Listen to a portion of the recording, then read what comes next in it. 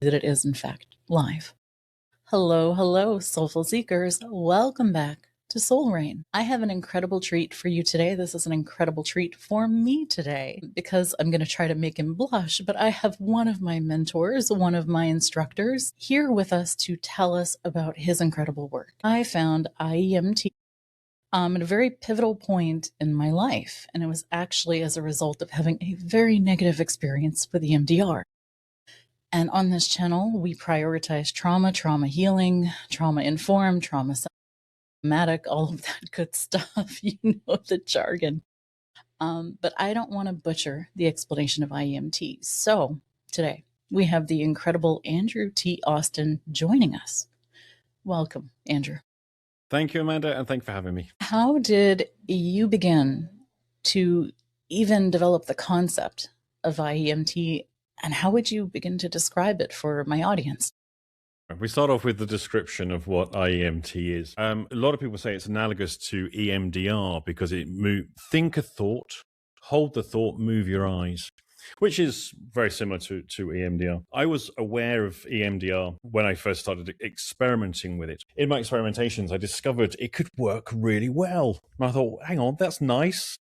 That's nice. I'm a therapist. I found something that works really well, particularly with historical trauma.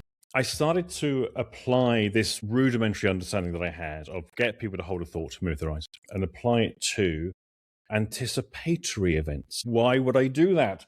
Because I had a lot of anxiety. And back in those days, I was quite an anxious person, probably still am to a degree. So I wanted to experiment, could this work with anticipatory anxiety? So I started experimenting on myself and with other people, and it didn't. It didn't do anything. So now this is interesting because a mental representation can be altered quite profoundly with eye movements, but only within certain parameters. I started to then experiment to calculate those parameters and to work out when will it work, when won't it work, and when it doesn't, why won't it? Once we got that sorted out, we then look at, okay, when it does work, why does it? Why would it do that? Why we have a memory that's very vivid, people flash back to it, they're inside it, it's awful, somatic representation, going through the hell of the first experience as though it's happening again. Why does it change? And more importantly, what is changed? So I started codifying what I experienced, what I noticed. And as time went on, I started to teach that. And as I taught that, it started to get quite popular. Now, in teaching it, people ask questions. And they ask questions of things I'd never considered before. So they're, oh, that's a good one. That takes you into a whole new area of exploration. Now, with that, of course, the material started to expand quite nicely. I then needed a name for it. Started calling eye movement integration, thinking I'd come up with that, thinking that sounds cool. It's already a thing. Didn't know that at the time. Then later on, my good friend Nick Kemp then suggests integral eye movement therapy. I went, that's cool. And so we named it. And then it started to evolve because it became popular, which I wasn't expecting. So that's my very brief summary of how it came about. And I know you get that question a lot of how is it the same or how is it different than EMDR?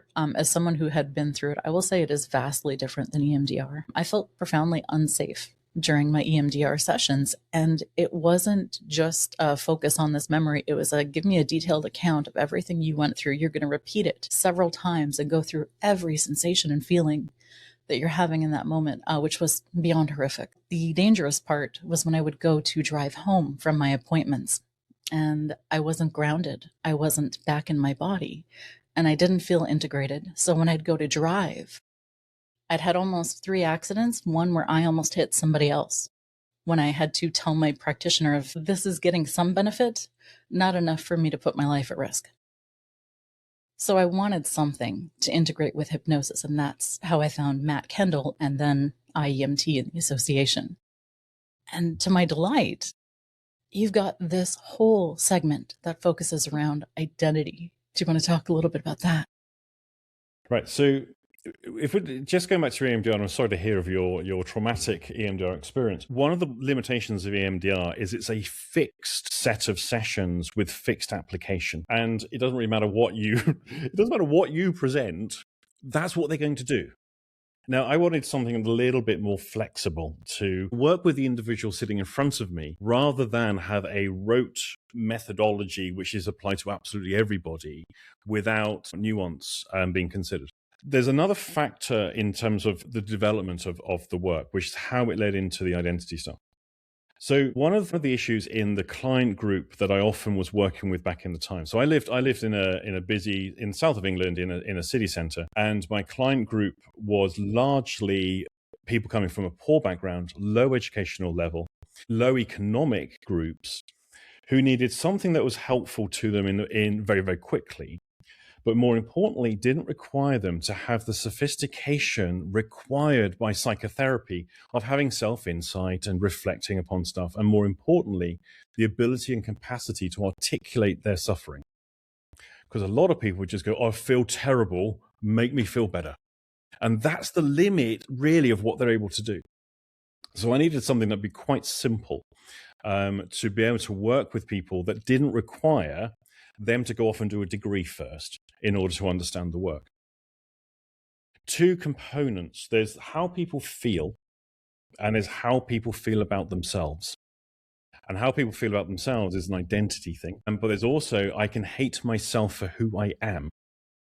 And I recognize that for, I would say, about half the client groups I'm working with, identity issues were very dominant. They hated themselves. They didn't like themselves. They hated being who they were. Some people are just trapped with an awful personality. They just can't help the way they are. They're just got a preset that's not particularly appealing. And I saw quite a few of these people. So I started then to look at what can we do around the identity stuff. And then enter into my life the work of David Grove. David Grove will be familiar to some people. He was an Australian psychotherapist working a lot with trauma, metaphor-based work. A lot of his stuff then evolved into what's now known as clean language through the modeling work of James Lawley and Penny Tompkins. And then other people have come along since then to expand the work. I met David at a very small workshop he was doing. I was one of about, I think, 10, 11 people in the room and for a weekend, and it was fantastic. He was looking at identity. And his work was largely around the pronoun work that we now do in IEMT. So once he introduced that pronouns can actually be a way into working with identity stuff, I knew immediately that was the missing piece. And so I took a portion of what he was presenting on that particular workshop and then developed that into the IEMT work. And then the other profound pillar of IEMT that I find really makes it different is that you've got the patterns of chronicity. I had never heard of that, and I've spent enough time as a hypnotist and a coach before IEMT that I couldn't describe these things, but I think I probably bumped up against thousands of times not recognizing them. How did that evolve?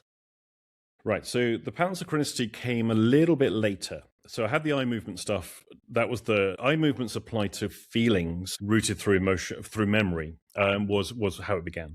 Identity work then came in. Around about that time, a local doctor started to send me what he generally called heart sync patients. A heart sync patient is one of those people who will come into the clinic, and when the doctor sees the name on the list, their heart sinks. Because these are the people who they'll often be in these cluster disorders like fibromyalgia, chronic fatigue, IBS, complex regional pain, functional neurology disorders. These are collective umbrella disorders that basically say, here's your diagnosis, there's nothing we can do about it, now please leave us alone.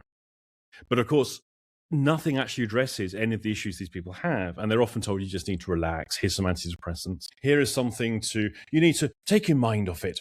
Often they get told it's a stress-related issue, which indeed for some people it may well be. But these cluster disorders don't get addressed very well in clinic. This doctor said, can I send you my anxious ones and my tired ones, the chronic fatigue ones? So I had a good number of people with two similar diagnostics. So all the anxious people, all the chronically fatigued people. And over the course of a summer, I saw, I don't know, maybe about 40. I couldn't actually tell you the exact figures. But I got to see a cluster of people who, by definition, are resistant to intervention because they've had all the referrals, they've been around the support groups, they've had the counseling, they've had the CBT, and so on, but nothing's helped them.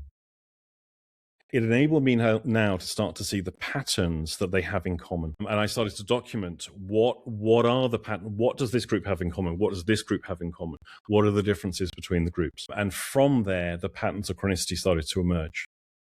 The first one was what I now call the maybe man syndrome. Now, maybe man is when the person kind of sort of a bit like does it, but doesn't really do it. They go through the motions, but never actually commit to doing it. Now, that became very apparent very, very quickly. Now, I noticed something with those people. So even though I don't really like this as a way of working, tapping was something I was getting a bit desperate here with these people. I don't know. I'm running out of ways of working with them. I'd get people to tap. Now, a person displaying this pattern of chronicity can't do that. They end up kind of all over the place. And just to do a simple tap in this very specific place like that, they can't do it. They're all over, they tap all over the face. They're kind of tapping, but not as instructed. And I saw the various manifestations of this kind of on the right track, but just derailed a bit. I started to see that quite a lot. So I thought, okay, let's document that one. And then over time, of course, I started to see some of these other patterns too. Once I got that, I then started looking in other client groups, where else are these patterns present? IEMT was then reformulated around the 5 patterns that emerged from that work. The principle being this: some problems, most problems, if you do nothing at all, get better. Time does most of the work.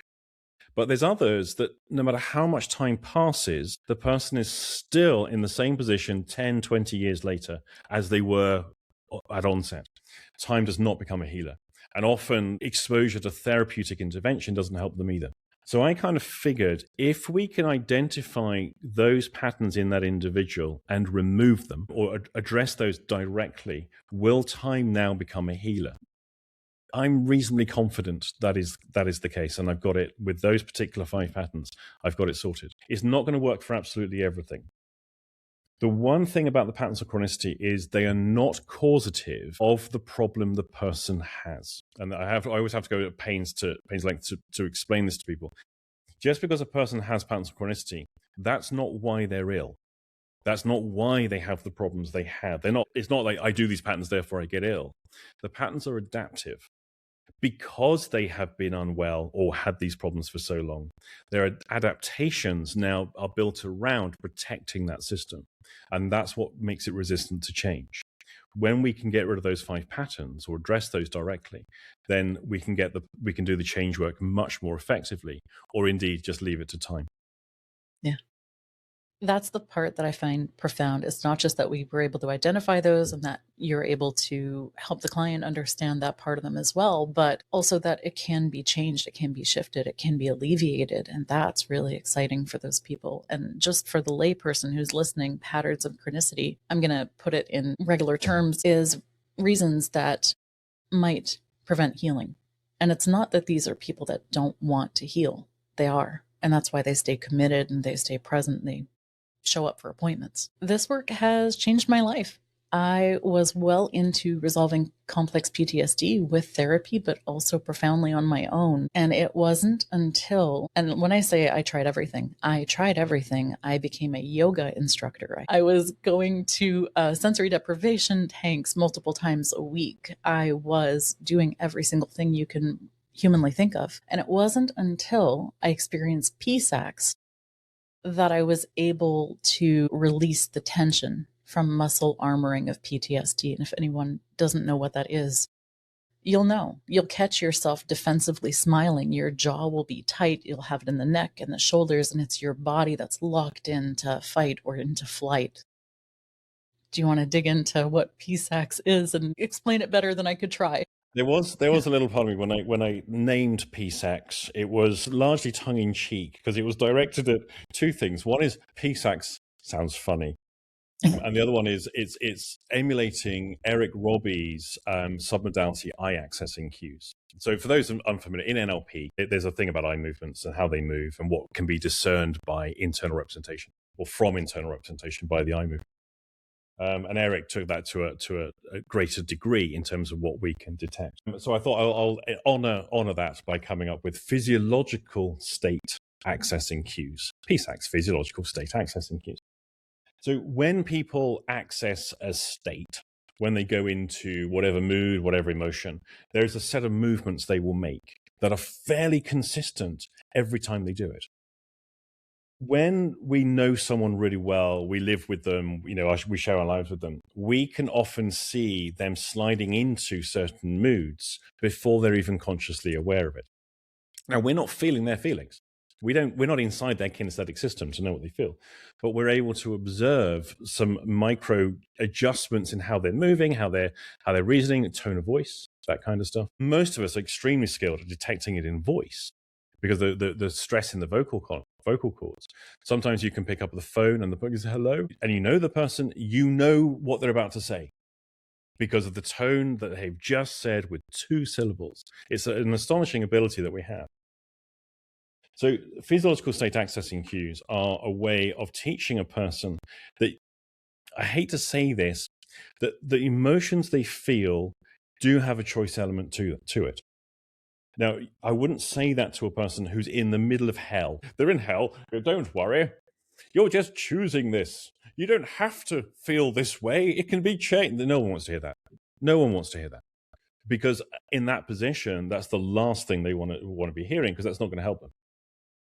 But what we can do is, by understanding how people access into emotional states, we can teach a person to interrupt the pattern and redirect that emotional state before it really gets hold of them. Because sometimes what will happen is we start to slip into it and we go, oh, I can come out of that. Or we hit a certain threshold and now we're in it. Here's 2. Anger works that way, and hate. Both of those, when you're really in that state of anger or really in the state of hatred, they feel glorious. It's wonderful. And that's one of the problems about so many of these negativistic states, is they're actually fulfilling when we do them. Years back when I was depressed, if anyone had said this to me at the time, I'd have been absolutely horrified, offended, angry. I'd have had all the reactions. That actually there's a certain level of enjoyment that goes with being depressed. Now, I would absolutely have venomously denied that at the time. Effectively, from the position I'm in now, I can go, oh, I luxuriated in it.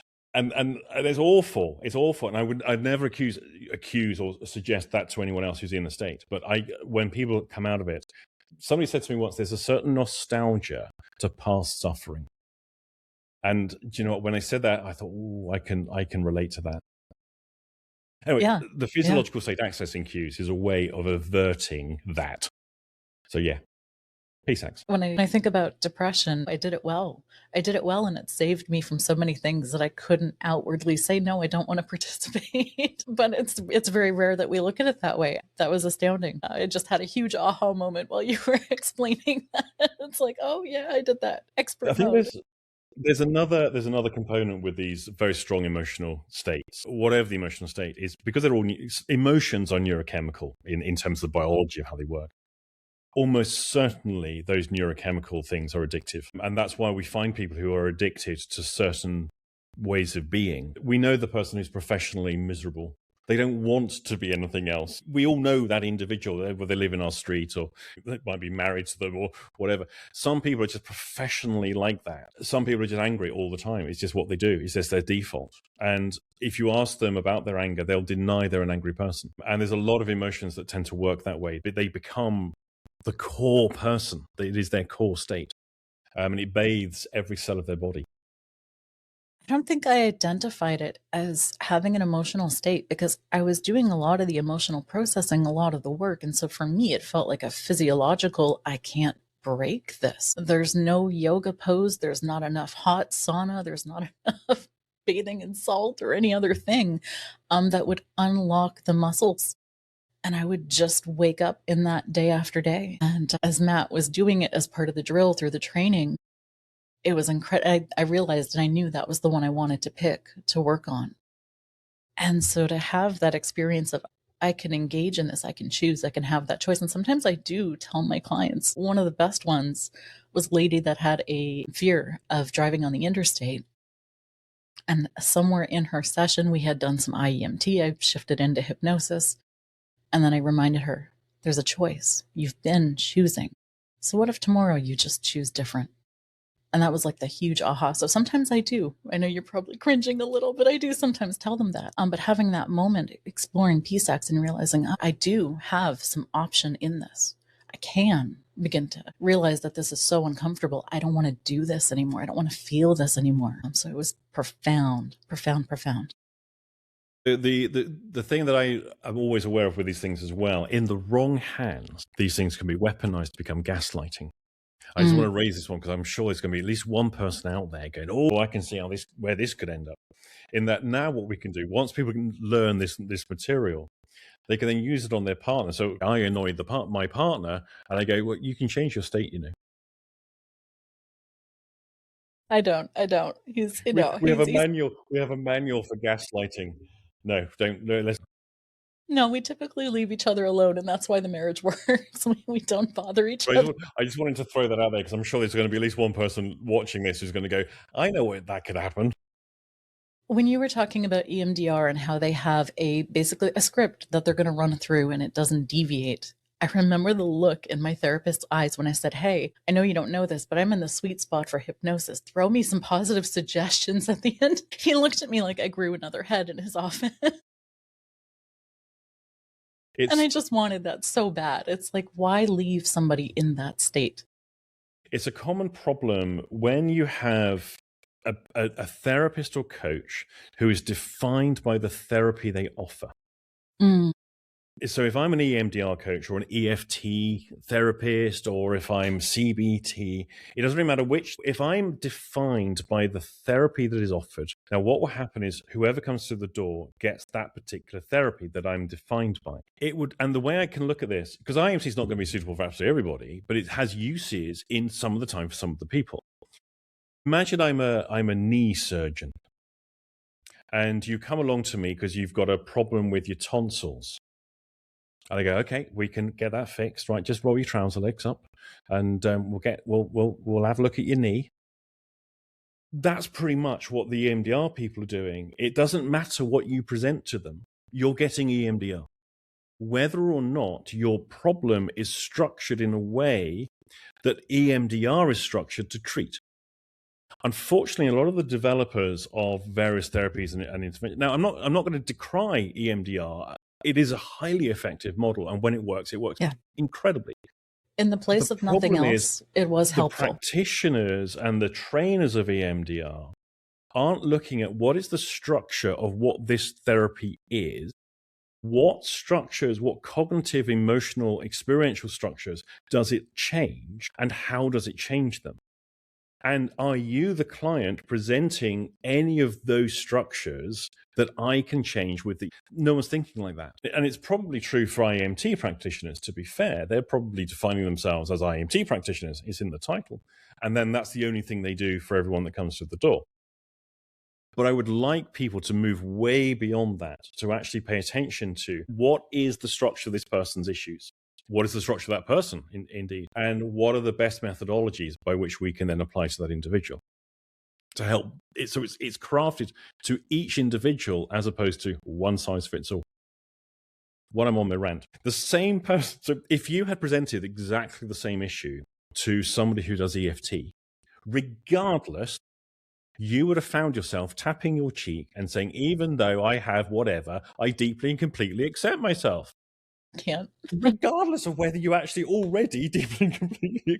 I mean, if you'd gone to see a homeopath, you'd have got a little bottle of magic water or a little magic calcium pill. If you'd gone and seen an osteopath, they'd have cracked your neck. Or a chiropractor would have ripped your back around Every therapist would have addressed it from a completely different operating position. And yet they would all say they're getting to the root cause. Mm-hmm. Well, how many root causes can a problem have? And maybe there is no such thing as a root cause. Yes. Yeah. Maybe things are much more cybernetic than that. We don't have root causes. Like that's where it starts, and we deal with. Yeah. I mean, when I look at complex PTSD, it was complex for a reason. There were multiple different areas that fed into each other. It wasn't just one. And it's not surprising to me if that is the same for many, many other things, not just PTSD. It's been profound. The whole journey has been amazing. I had the pleasure of taking advanced training with you. That's been blowing my mind. I do still occasionally run into some challenges, and I had one just about 2 weeks ago. And I did actually send him your information because it was clearly beyond my skill set. And I'm wondering if you might give me your 2 cents on how I might have navigated this differently. But this person has been struggling with such intense and deep depression that they weren't able to do IEMT. And it wasn't that they had the patterns of chronicity that I was seeing. His ability to actually hold a memory, to explore memory, wasn't there. His visual capacity was really diminished. And you wrote an amazing article on that right during that same week. And I was like, well, this is a beautiful little synchronicity right here in my lap. But I'm wondering, and I don't think he would have been a good client for hypnosis either. So I had to tell him, like, he's been so shut down from feeling his emotions for so long, not just the negative ones are impacted. And I said, I can absolutely do this with you, but it's going to be a longer journey than I'm used to doing. And I gave him some time to see if he'd be up for that. How would you have navigated something like that scenario? Always going to be hard to answer this question without the person in front of me for assessment. But depression presents a particular problem. One is there's a semantic issue. So most people who say they're depressed aren't, according to clinical criteria. Most people, it's very easy to get a diagnosis of depression without, or even to self-diagnose, without actually any of the physiological criteria being present. Depression, medically, depression is a physiological disorder. It is not, oh, I'm upset, I'm feeling sad.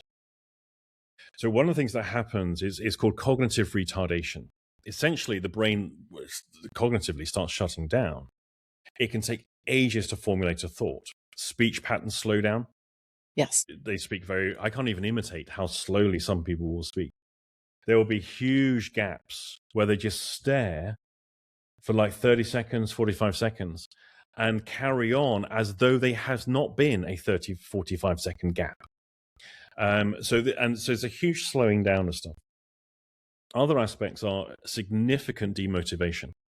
Now, this is a huge problem in depression because we need people to be motivated to start doing something different in order to get them changed.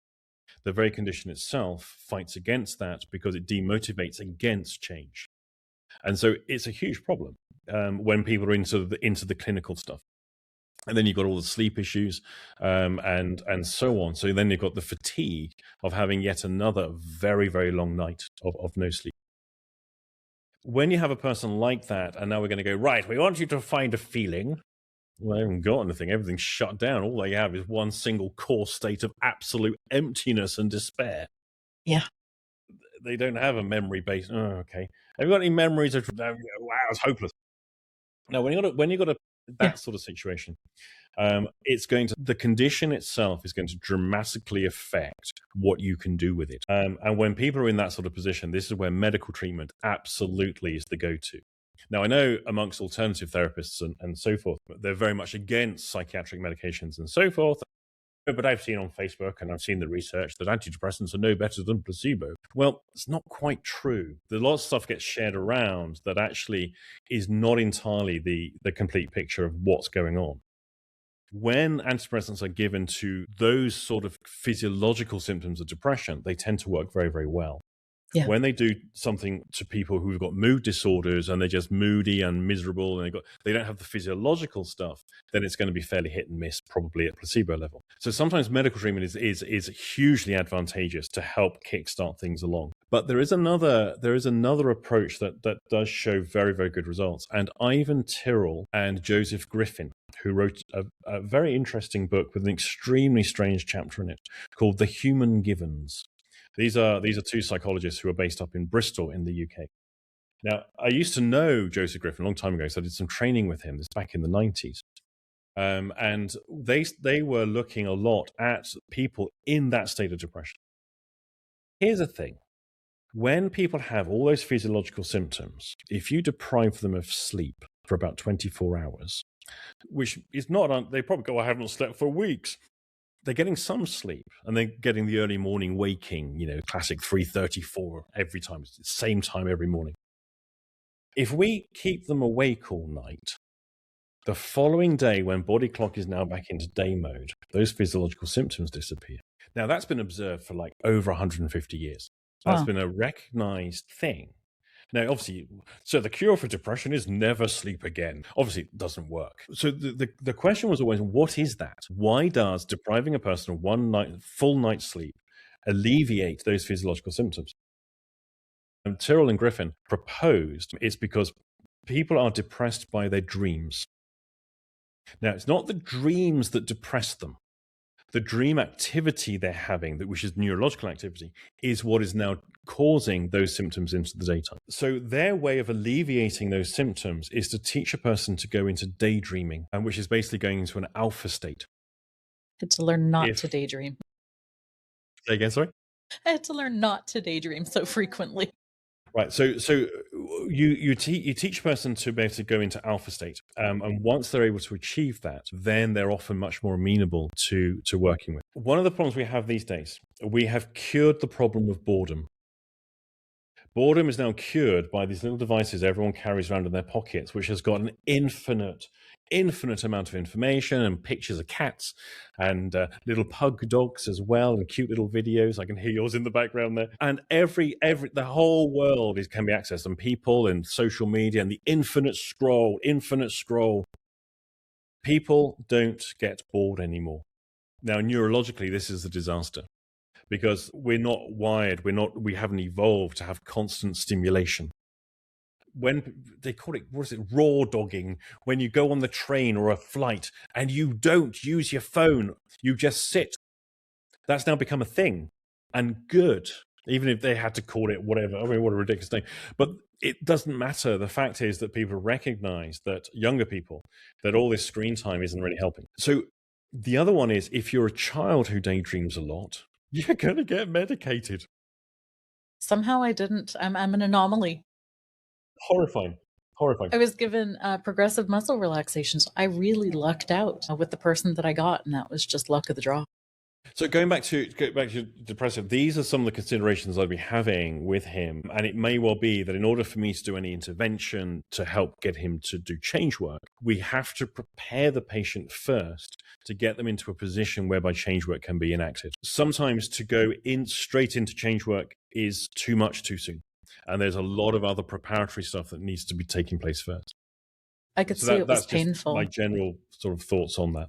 I could see it was painful for him. He really wanted to. He wanted, of course, to please me by following the directions, and I didn't want that for him. And I could see it was causing a degree of major discomfort. There were some interesting things in there. So is a very highly functional person, able to go to work, but he had a bizarre schedule in that he was going to bed very, very early and waking up around 4 a.m. consistently for his job. And I wonder if that factored in too. But there was definitely the slowness and the cognitive ability and to process. Yeah. There was I had something else. It's gone. It was in and it's gone. It will come back to me later. You were talking about how we might want to delay the change work because of the discomfort of it. And that was the route that I was taking too, was to say, I'm going to need you to do something weird. I'm going to ask you to practice visualization every single day. And we're going to do some emotional intelligence work. You're going to sit and actually define, what am I feeling? And to begin to label this, because that was going to be a new thing for him. So that's one of the way that I was going. There's a number of common features within the depressive experience as well, and it's people's internal representations. Often they lose brightness and they lose color. Yes.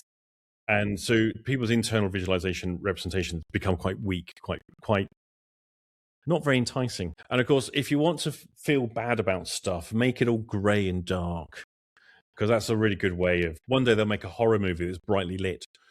There's something about, so our internal representation, so to get people depressives to brighten up their internal pictures and to increase their visualization ability. This was something that was actually suggested to me in part in the department at the hospital I used to work in when I was going through depression and really struggling a bit. And I got colored fluorescent cards, the kind of stuff you get in the children's section of the art shop. Just a really bright fluorescent card, lots of different colors. And I started littering them around the buildings and places, like where I lived, put one in the kitchen, one in the bathroom, put them up high. And then the task was this. I'd be at work. Okay, what color is in my bedroom above the door? Now, in order to, I've got to remember being in there, and I've now got to visualize the bright color. Now, obviously, to begin with, that's a pretty poor, couldn't do it. Now, I might know what the color was, but that's not the task. It's not getting the answer right that's important. It's remembering it visually. And at the department I worked in, they let me put the card up around the ward as well. And some of the other staff were practicing with this too. So it was like there were several in the staff toilet, for example. Now, over time, I can start to visualize a lot better and mentally walk around the buildings and remember the colors. Now, whether I remembered the correct color isn't really that important, but I'm remembering bright fluorescent colors. And this is just a little trick you can do with some people to get them to improve their visualization ability. Now, if you're up against the modern thing, which is, I can't visualize, I got aphantasia. Every now and again, aphantasia does the rounds on social media, and people put it in their bios along with their pronouns and all their other neurodivergent diagnostics because it's trendy. Most people are not aphantasic. They're not. It's just one of these modern things that people jump on. But if I'm up against a person who goes, I can't do that, I'm aphantasic, it's game over. Because what they've done is they've diagnosed themselves and that they've said, I can't change, so I'm not going to. I've got a diagnosis. But for most people, this is something that's worth experimenting with. But I don't argue with the people who give me a diagnostic frame that said they can't do it. I'm glad you mentioned that. I am curious, why did you put them up high? Right, so this is where the different lobes of the brain work. So the parietal lobes at the back, visual processing areas, watch the body. They tend to do down. We've got temporal lobes, which are sort of around about here. They do up. Here's a weird little thing. If you experimental, Todd Murphy and Michael Persinger, two neurologists, they experimented with the Shakti, the God helmet. If you stimulate the lobes, people have religious visions. And they're always up. Basically, these temporal lobes do the up. That's why God and heaven is up there and not under the ground. Frontal lobes are very much involved with things like speech and language comprehension, decision-making, time awareness, consciousness, all of the higher logical functions. There's lots of other stuff going on around the brain. By putting them up, essentially what I want to do is stimulate more sort of towards the front and activate looking up. Up is good. Down is bad. Going up in the world, going down in the world. Looking up, things are looking down. That's right. We're socially climbing, we're socially descending. So up generally is the way to go. And look at posture in depressives. Yeah, that's right. Down they go. And that was something he was doing. And so I had tried multiple times just to see, could I break state? And I could. And so then I was curious about the aphantasia piece. And I thought, let's just see how he would do with hypnosis. And so I did a collapse anchor.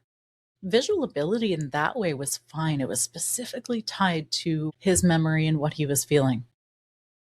And so unknowingly, I kind of did that. And then that's the exercise I gave him. And I wanted to see what was he feeling? And then we changed it just for him to have that experience with hypnosis. But man, it was tough. And I thought, what would Andrew do? Other areas that are always worth considering. And I would recommend, if anyone pursues this route, to do a lot of study and research in this area. And that's the vagus nerve. So polyvagal nerve theory has become very popular in recent years, and there's a lot of merit to the work. There's varying ways that polyvagal work is enacted. But also there's the external devices of vagus nerve stimulators. And they're the implantable ones, these are really expensive. You need a surgical team to actually, so they're they're not going to be available for people readily. We know they work. The clinical data on those is unequivocal. That the vagus nerve stimulators for a lot of conditions are huge. As an aside, PTSD, there's something called the stellate ganglion nerve block. Now, the stellate ganglion is a thing in your neck that is involved within the nervous system, one of the branches of the nervous system. But when people have PTSD with lots of somatic symptoms, you can basically switch the somatic stuff off with some lignocaine injection. Again, you need a full neurosurgical team for this. Injecting into that particular nerve root or the notches, and effectively they anesthetize that response. Now, it's astonishingly effective for people with somatic PTSD. So there's a lot of stuff that's physiological. Now that effect obviously wears off over a short period of time, but with repeated applications, it can be life changing. Vagus nerve stimulators can do the same. Now, there's a number of vagus nerve stimulators. There's lots of different types on the market. Again, research here is now hit and miss. Implantables work.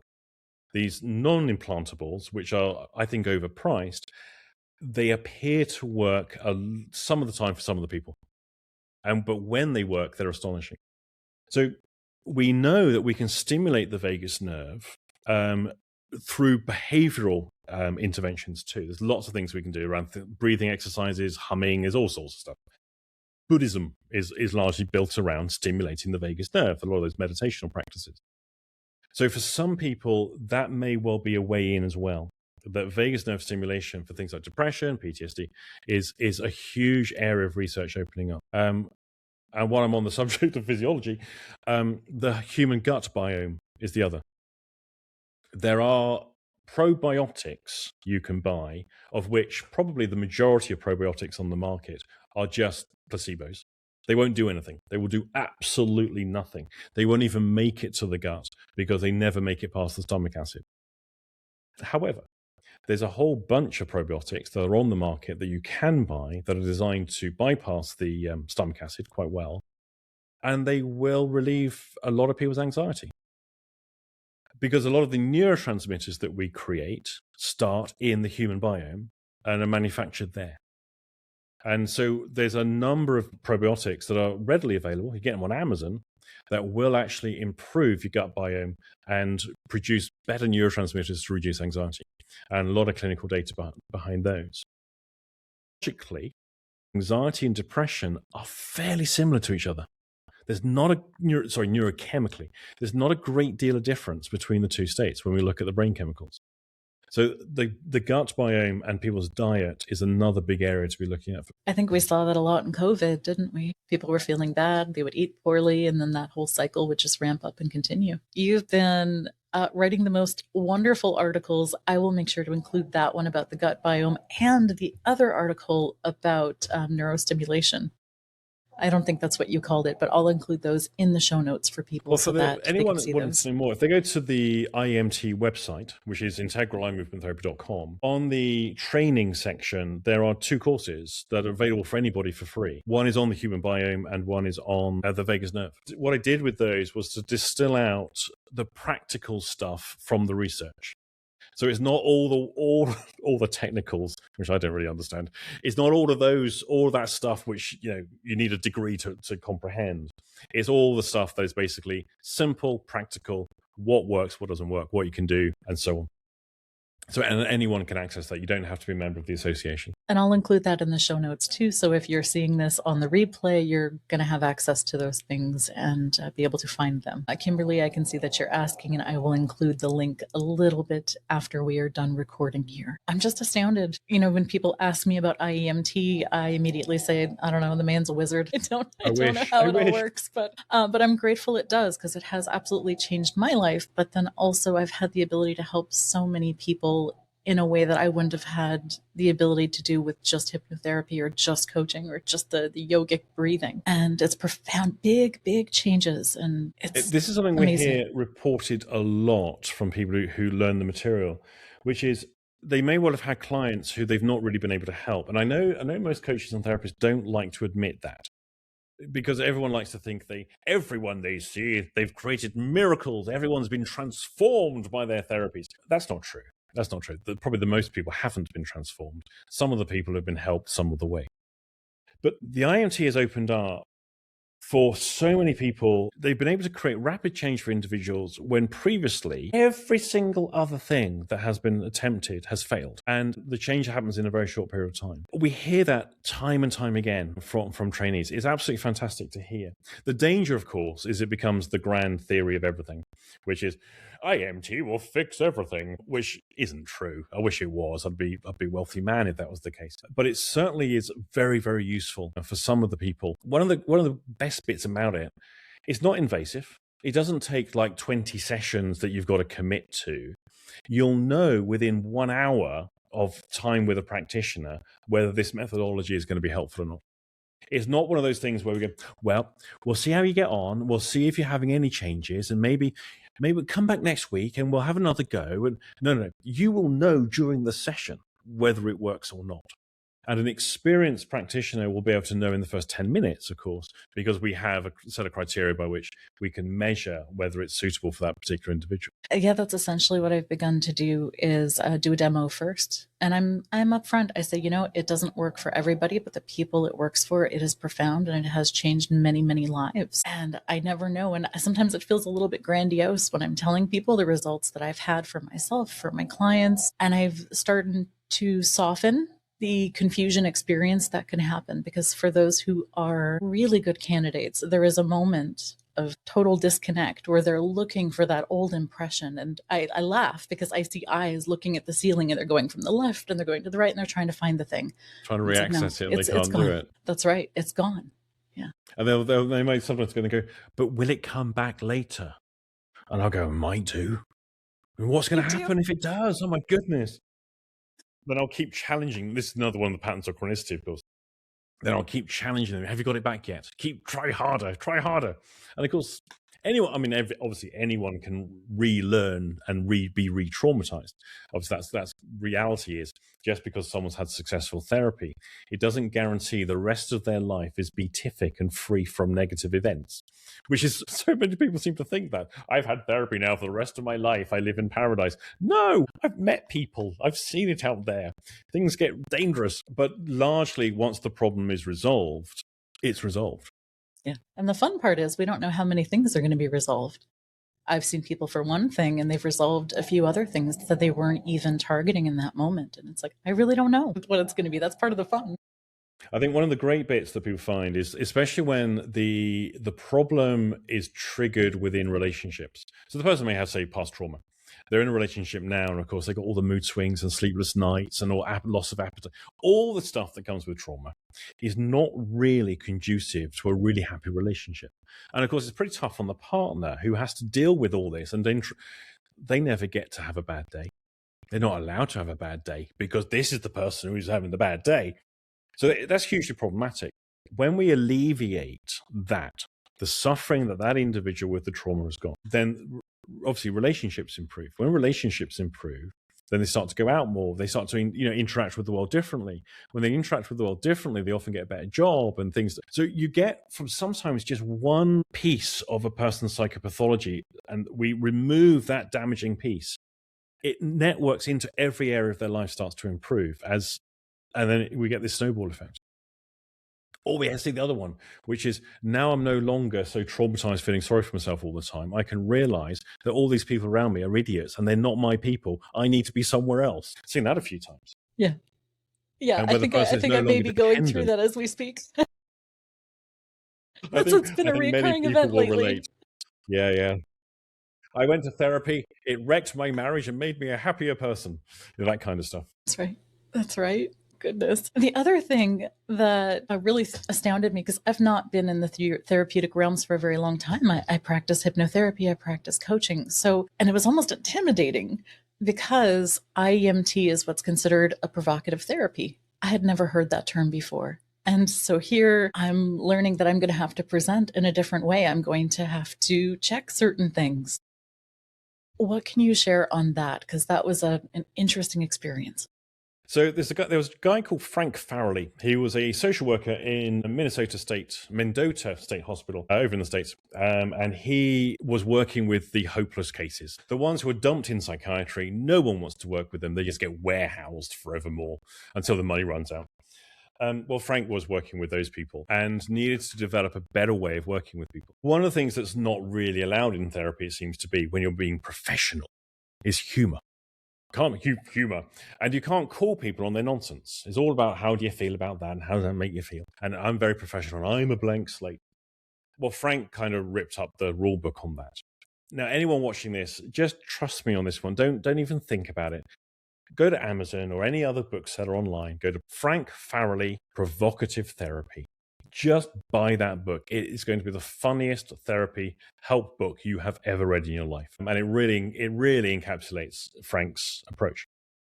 Now, my good friend Nick Kemp did a lot of work with Frank, popularized his work, and then has carried on the mantle. Frank died a few years ago, and Nick now carries that forwards with his work. Frank's stylizing basically it's not a case of just poke fun, have humor.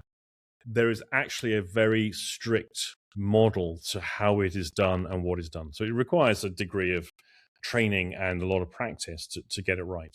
Because when we try and be funny, the chances are we're just going to be offensive. So provocative therapy isn't what most people think it to be, unfortunately. And there's a lot of people out there who've read the book and think they can do it, and they offer trainings, and it's just terrible. It's nothing to do with what Frank was doing. So Frank was a big influence on me from really the early days of me being a therapist, because I got his book when I was a student. And so I was very lucky in that I was introduced to that quite early on. What I'm aware of is that the blank slate, where we are the caring, sharing profession who give nothing away of ourselves, and yet we expect our clients to be open, honest, genuine, and authentic in the relationship we have with them as we operate from a blank slate, is ridiculous. So one of the things that I tend to do is I will prompt for and provoke people's patterns of chronicity, because that's what I'm targeting the entire time.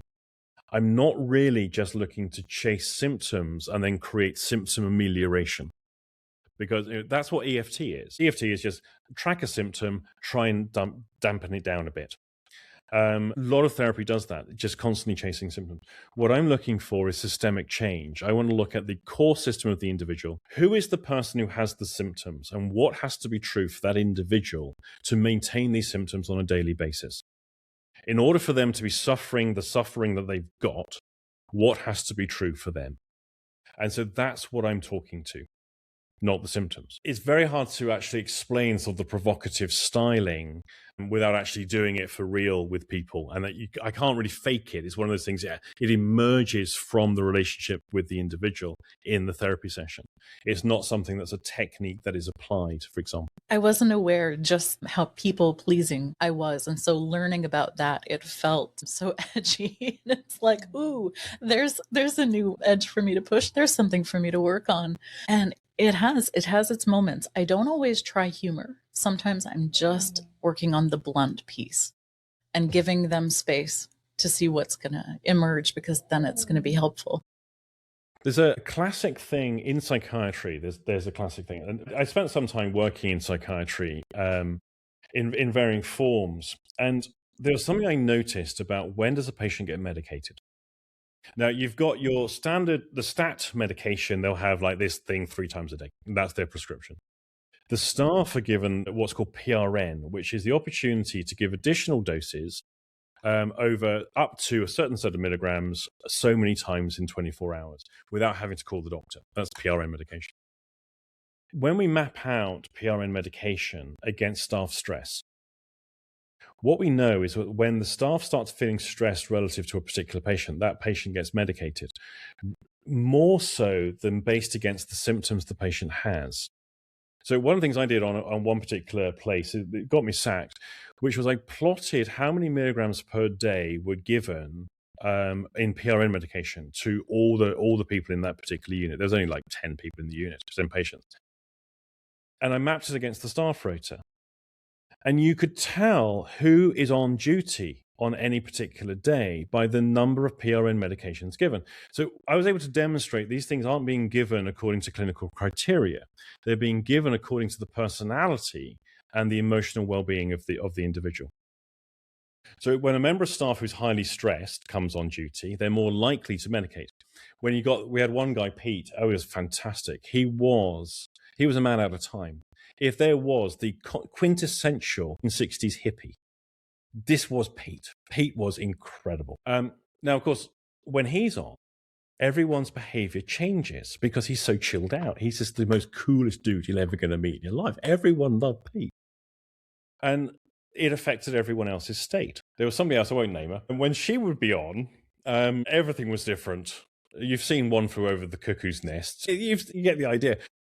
Now, what I recognized was that some personalities and their internal resources of staff are not more powerful than client symptoms. Now, if I am more afraid of your symptoms than you are, I cannot help you.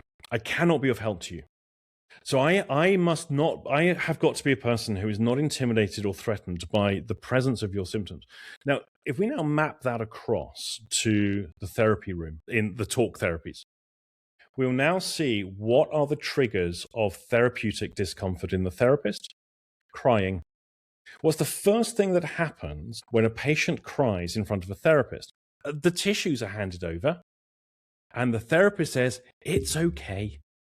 It's okay to cry. Who are they calming down? It's themselves, because they're not comfortable with expressed emotion. And this is a well-documented phenomenon that therapists are and mental health workers are not comfortable with expressed emotion. Another thing they're not comfortable with is laughter, because somehow that's against the therapeutic contract. To have a good joke and a laugh about stuff, well, that's probably not real laughter. That's a cover-up. And so we start to see that therapists are intimidated by emotions. And that's largely why they became therapists.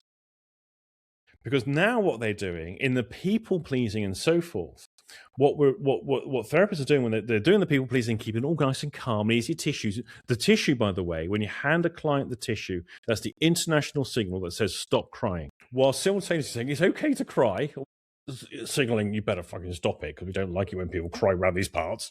It ruins the furniture. So what we've got to, and this is a part of the provocative therapy thing, is we have to have the ability to handle expressed emotions from other people. And if we can handle other people's expressed emotions, then we can actually help that person. When we're people-pleasing and we're blank professional slate, we're trying to eliminate emotions. Most of them our own. Because the other one is that awful, and I've experienced this as I think most practitioners or therapists of every discipline has, where you're doing the work with a person and you realize it's not working. Nothing you're doing is going to help. And you just know this is a complete failure of a session. And as if like committed to it. We've got another 25 minutes of this. I better keep the professional face up and just hope it will. Do you know what I do? I go, do you know what? This ain't working, is it? Complete waste of time. You've come all this way, you spent all this money, and you get me, and I'm completely useless at this. Hasn't helped a bit, has it? In fact, should we just stop here? Now, once I do that, most therapists won't do that. They have to maintain the blank face in the professional. I'm just like to be honest. Well, this is a waste of time. Let's see what happens next. Let's work with now what comes out of that. Because quite often what will happen is that when I drop the act, guess what? So do they. And quite often that's the thing that then enables the connection for change work to take place. And that, I would say, is the essence of provocative therapy. Yeah.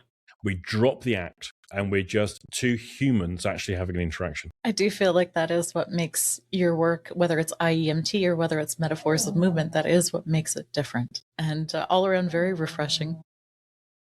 I know you have events all of the time. You've got trainings all of the time. The thing I love most about the association you've created is there's continual education. It's like you knew I was coming. No, she's going to be a pain in the butt. She's going to want stuff. But there's always something. And so as a practitioner, it's amazing. Do you have a certain kind of student that you would welcome into IEMT? Is it easier if they have a certain foundation, or does it even matter? No, the way I designed IEMT was that anyone can learn it without prior training in anything.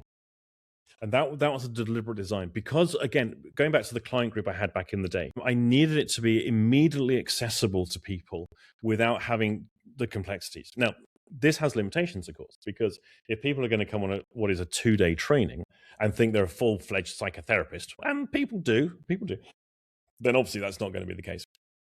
But the training is open to absolutely anybody. Now, to be a licensed practitioner approved by the association, you're only a practitioner of IEMT. We don't govern anything else. We need, after training, there's an assessment people have to do. And largely, we are then looking for 2 factors. Can they replicate the work? Are they sane? That's pretty much our key criteria. Because as anyone who's worked in these areas will know, on training courses, you get a good mixed bag of people. And some of the people who are there because they need to be for their own purposes. And I fully support that. But sometimes we'll need to stop some of those people ever becoming a licensed practitioner until they've done more work on themselves. There's a checks and measures in place for that aspect, but anyone can do the training. And I would highlight just on that one with the association. I've been very, very lucky with the association because we've got a lot of members.